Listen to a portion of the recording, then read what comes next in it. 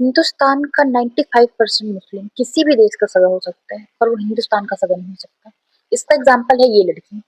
America का साथ भारत नहीं दिया तो फिर आगे चल के अमेरिका भी भारत का साथ नहीं देगा तो फिर क्या होगा हमारे देश का? तो हम क्या करें? हमें नहीं मतलब है, हम हिंदुस्तानी हैं, हम ईरानी हैं, हम हिंदुस्तान में रह रहे हैं। ये रहते इंडिया में है, ये खाते इंडिया का है, इसे खamenei के मरने का दुख है। लेकिन अगर वहीं इससे पूछा जाए कि अगर अमेरिका इंडिया पर अटैक कर दे तो क्या? ये तो इंडिया की है ही नहीं, ये तो ईरानी है, इंडिया में रह रही है। ये किसी भी देश की सही हो जाएगी पर इंडिया की सही नहीं होगी क्योंकि ये नमक हराम है। और अगर तुम इंडिया की नहीं हो, ईरान की हो तो तुम इंडिया में रह क्यों रही हो? ये देखिए,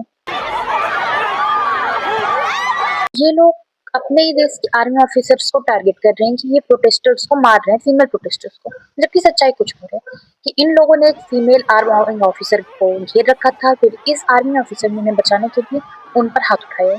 अब ये देखिए, alive in our hearts and definitely अदा कश्मीरी जितने भी लोग हैं बहुत ही इससे जुड़ चुके हैं कि आप मतलब तो फील टहल दिख रहा है सबको एंड मुझे नॉट लीव सहरी के बाद मैं बिल्कुल सोई नहीं। आज मैंने नमाज पढ़ी Quran I was so sad because should not have happened because so much काफी लोगों के लिए एक मसीहा थे डेफिनेटली वो हमारी जिंदगी में और हमारे हमेशा दिमाग में दिल में जिंदा रहेंगे जिंदा।